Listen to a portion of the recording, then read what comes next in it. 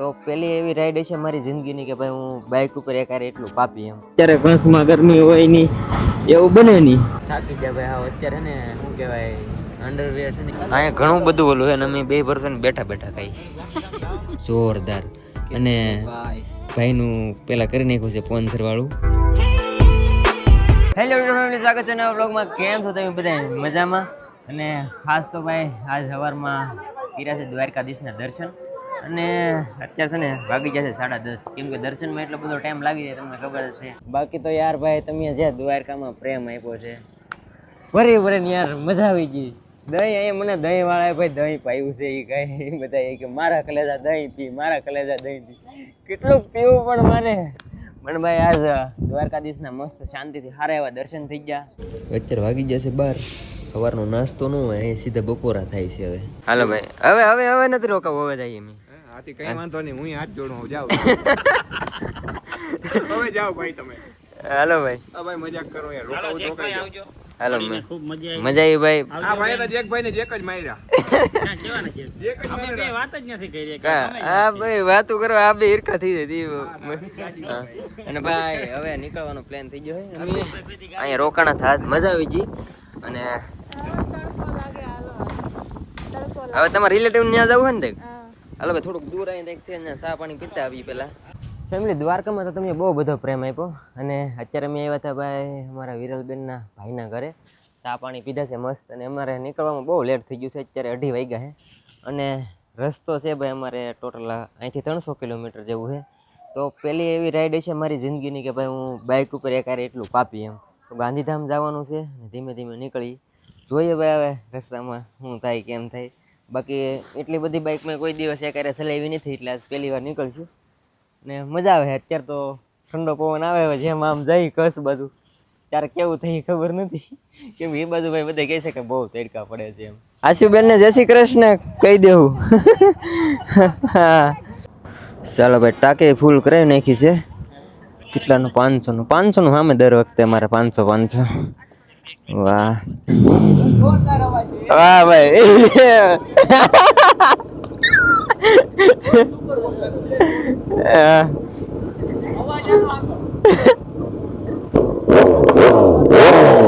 ટાંકી થઈ ગઈ છે મસ્ત ફૂલ, મજા આવી ગઈ. ને જયારે દ્વારકાથી નીકળ્યા ને ત્યારે અમારા ગાંધીધામ ભાઈ થતું હતું 380 કિલોમીટર જેવું. અત્યારે અહીંથી થાય છે 301 કિલોમીટર. 5 કલાક ને 26 મિનિટનો રસ્તો બતાવે ને અત્યારે કેટલા વાગ્યા છે 2:49 થઈ છે. અને આવી રીતને અમારી લોંગ રાઈડ પેલી રહેવાની છે. તો ભાઈ જોઈ જ્યારે ભૂગી ત્યારે, કેમ કે લેટ થઈ જવાનું છે. અને ગાંધીધામમાં ભાઈ આપણે એક મિત્ર રહે છે, એને ત્યાં જવાનું છે. એ ક્રિએટર જ છે ને ભાઈ તમારા બધાનો પ્રેમ એટલો છે. તો ત્યાં કોણ છે હોય કમેન્ટમાં કરીને મને કહી દો.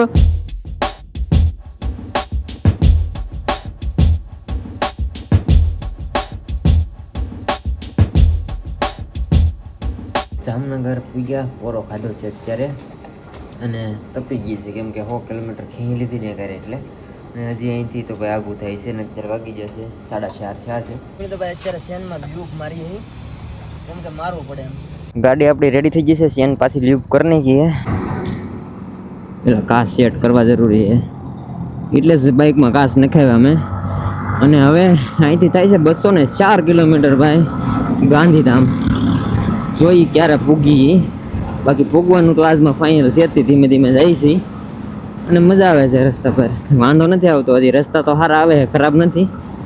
થોડો ગરમ પવન આવવા મળ્યો છે, કેમ કે દરિયા કિનારે હતા ત્યારે સારો પવન આવતો હતો ઠંડો દરિયામાંથી.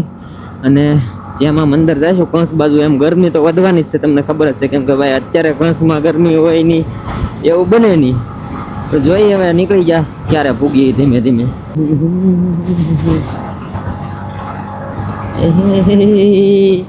મારે છે ને ફેમિલી એક દિવસ છે ને આમાં એક્ઝોસ્ટ ટેમ્પાનો નાખવો છે. જો આ ટેમ્પો જાય છે ને એનો, પછી મારી ગાડી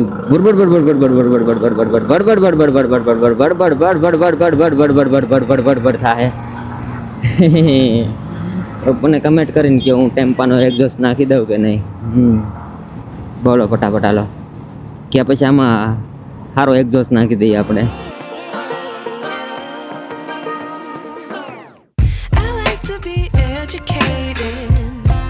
But I'm so frustrated. Hello to my loneliness.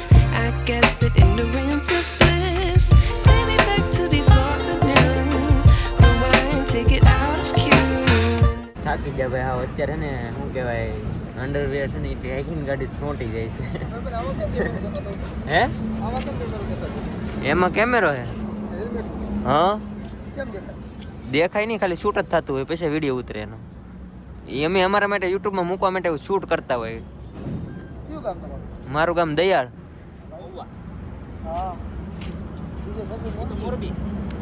તમે ક્યાંથી? હા આવડા રાજકોટ જ રહી. અહીંયા ઘણું બધું ઓલું છે ને અમે 2 પર્સન બેઠા બેઠા ખાઈ. અને અહીંયા આ ભાઈ ને હવેનું નહીં ખૂટે. અને થોડીક પેટ પૂજા થોડીક નાસ્તો કરી લઈ. 100 કિલોમીટર પાછું કાપી લીધું આપણે, એટલે એનું ઇનામ છે આ. પાછી ટાંકી ફૂલ કરાવતા હતા. મને એમ લાગે જાજુ નહીં સામે, આમાં 500-400 નું આમ છે. અમારા બેનની ગાડીમાં ઓછી એવરેજ આવે એટલે દર વખતે ટાંકી ફૂલ કરાવતા જાય છે.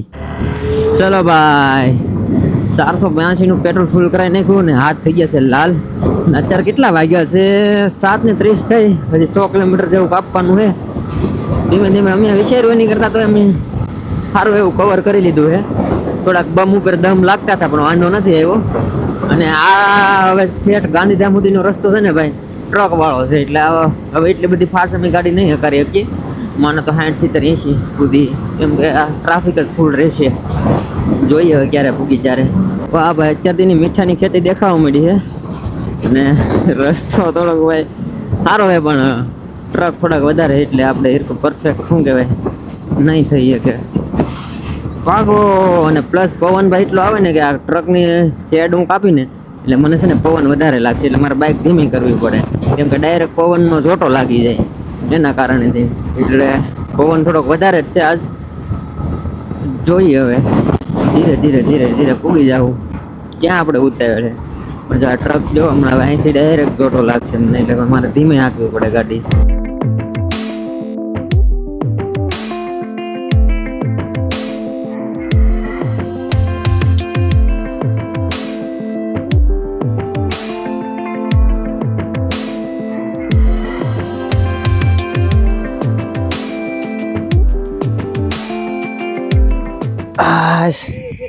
થાકી ગયા. કેમ છે ભાઈ? સારું તો વાંધો નહીં. અત્યારે ભાઈ અમે આવ્યા છીએ એક અમારા મિત્રના ઘરે નહીં, સ્ટુડિયો ને ઘર ને બધું ભેગું જ છે. અને ખાસ તો શું કહેવાય હિન્દી કન્ટેન્ટ બનાવે છે ભાઈ જોરદાર. અને ભાઈનું પેલા કરી નાખ્યું છે સ્પોન્સર વાળું. આજના અમારા સ્પોન્સર છે. જમીએ અમે બધા અને આ સ્ટુડિયો બનાવ્યો છે.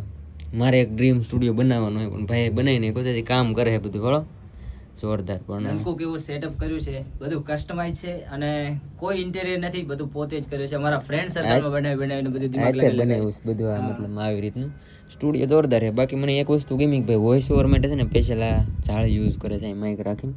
અને અમારા કાંઈ તાકડા ન હોય રસ્તામાં કરી નાખી વોઇસ ઓવર કરીને ગમે એમ કરીને અપલોડ કરતા હોય વિડીયો. બહુ મસ્ત કામ કરે. આપણે ભાઈ દિલથી ગમ્યું છે ભાઈ રીલ્સ બનાવે ને હિન્દીમાં. અને આજે અમે બહુ ભાગ્યશાળી છીએ કે જેક ભાઈ અમારા સ્ટુડિયો આવે છે યાર. જ્યારથી મને એમને ફોન કર્યો ને ત્યારથી એટલો રાજી થયો મેં કીધું ભાઈ ગુજરાતીના એટલા મોટા કન્ટેન્ટ ક્રિએટર ભાઈ આપણા સ્ટુડિયો આવે બહુ મોટી વાત છે. આની પેલા અમે 2 ભાઈ એકવાર મળ્યા હતા ભુજમાં. આ ભાઈ શૂટ કરવા આવેલા હતા ને ત્યાં અમે ભેગા છે હતા 2 ભાઈ. અને મને પેલા એમ જ હતું કે આ હિન્દી છે એમ, પછી ખબર પડી કે ગુજરાતી છે એમ. પણ મજા આવી એમ કે ભાઈને મેં કીધું ફોન કરી અને દરેક ખર્ચો કરાવી દિવસને સમજાણું તમને. અને મોકો બહુ ઓછો મળે યાર. આજે હવે ને અહીંયા રોકાવાનો પ્લાન છે. અને કાલનું તમને ખબર અમારું કઈ નક્કી હોય નહીં. બાકી હે ને આજ ભાઈ ધાબા પર હોવાની વાત આવે છે.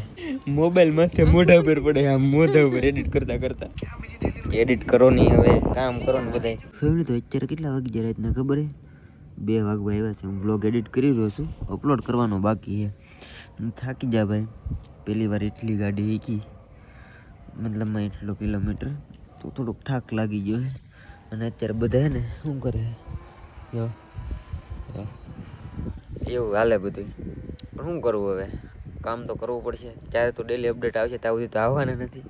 એટલે એવું હોય ઇન્સ્ટાગ્રામની રીલ્સ ને બ્લોગ ને હાર ગાડી હાંકવાનું થાકી જાય પણ મજા આવે છે.